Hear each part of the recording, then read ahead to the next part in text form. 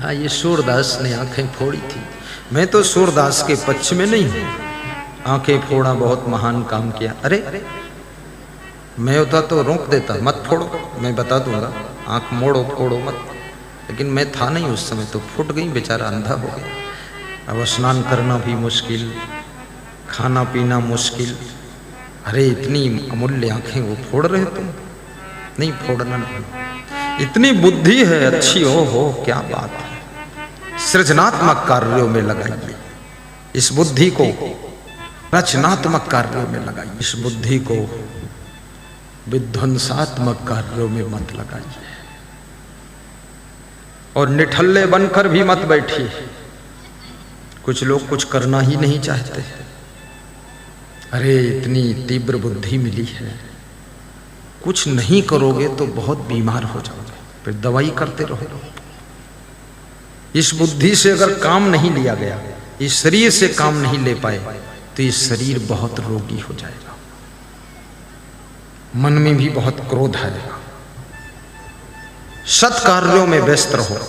कबीर साहब बहुत मजेदार संत हैं, कहते हैं निष्कर्मी की निंदा कीजे, कर्म करे वाही चित दीजे।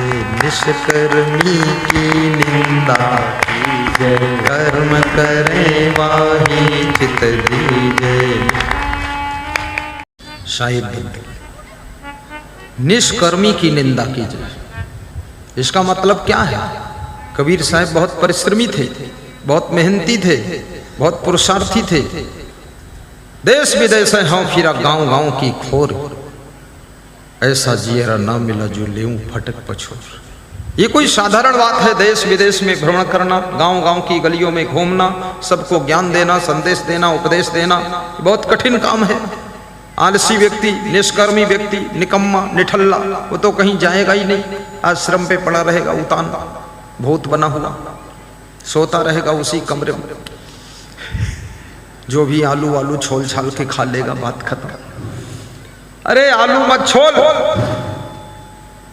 देश विदेश में जा जा करके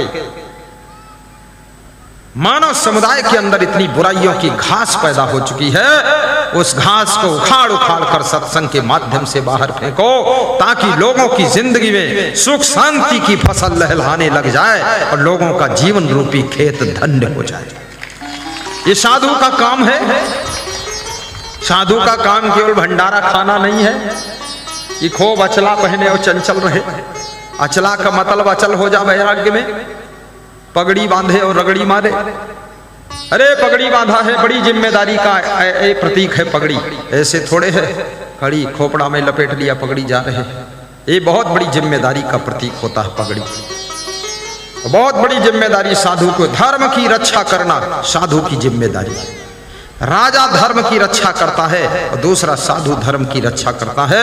राजा शासन प्रशासन से रक्षा करता है और साधु सत्संग और संस्कार से धर्म की रक्षा करता है। शासन प्रशासन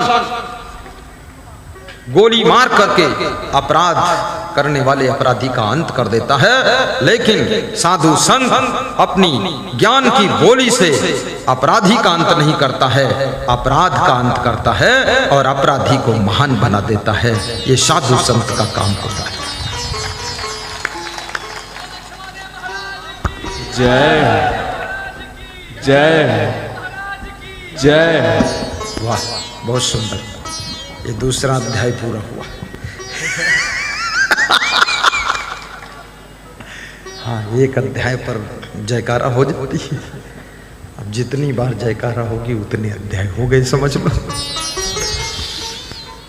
कोई मेरी आँखों को देखे तो समझे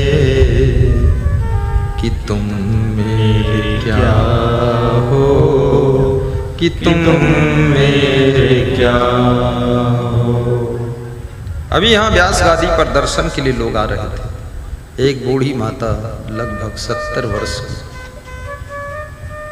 प्रणाम करने आई, आशीर्वाद लेने। बहुत खुश थी वह, बहुत खुश थी।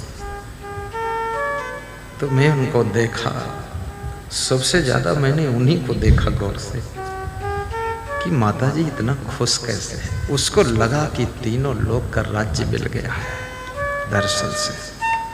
अब जिस भाव से उसने दर्शन किया है, वो भाव जिसका जिसका बन जाएगा, उसको उसको दर्शन से वही अपार खुशी मिल जाएगी। भाव से खुशी मिलती है। किस भाव से दर्शन कर रहे हो? भाव दो भक्ति दो। क्या मांगना है गुरुदेव से? कुछ नहीं चाहिए। भाव मिल जाए, भक्ति मिल जाए, भक्ति की राह पर चलने की शक्ति मिल जाए, अपने धर्म कर्तव्य को भूलूं ना, आपको रोज याद करूं, सुबह शाम ध्यान कर लूं। ये माया की मार्केट में कहीं आपसे कनेक्शन कट ना हो जाए, आपके चरणों का स्मरण होता रहे, मरण से पहले आपका स्मरण हो जाए। भाव दो भक्ति दो, भक्ति की बेलूर मठ में शक्ति दो, स्वामी विवेकानंद के सिवा जिस समय नरेंद्र के नाम से जाने जाते थे, अपने गुरु के पास में रामकृष्ण परमहंस के सानिध्य में जाते हैं। रामकृष्ण ने कहा कुछ मांग लो, कुछ वरदान मांगना, आशीर्वाद।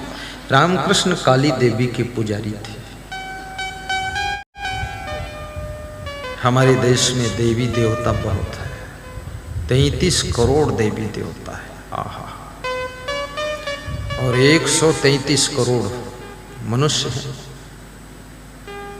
4-4 मनुष्यों पर एक एक देवता की ड्यूटी लगी है। और तब भी ये मनुष्य इतना नालायक है, दारू पी लेता है। मैं तो ये देवी देवता से कहता हूं कि इसकी बोतल छीन कर फेंकते क्यों नहीं? आखिर 33 करोड़ तुम भीड़ मचा रखे हो खाम खा।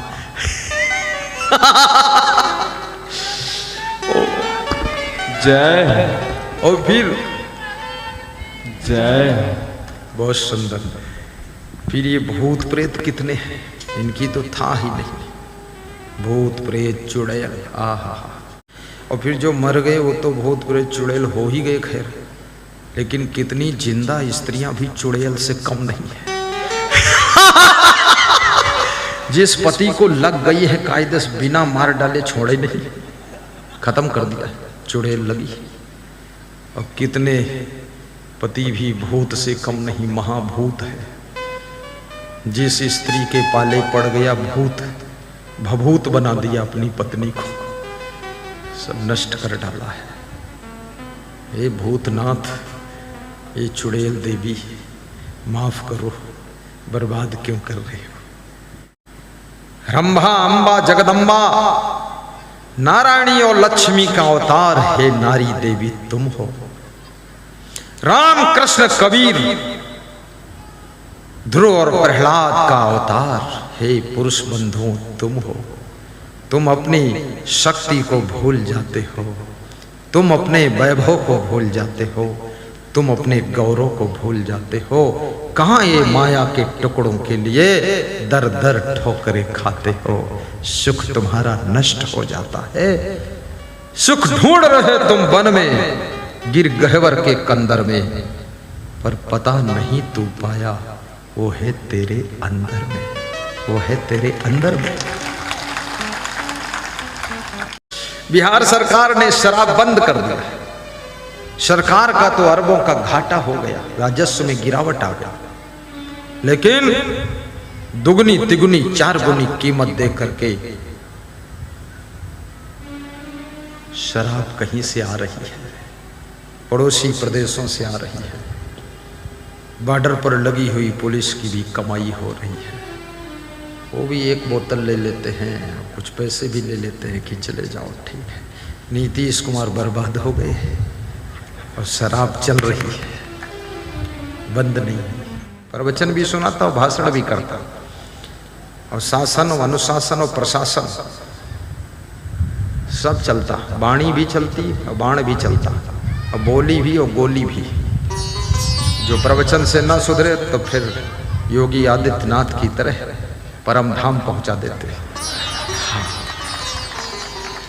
सुधर नहीं रहे तो क्या करना पड़ेगा? मोक्ष दे दूंगा तुमको, सुधर जाओगे फिर।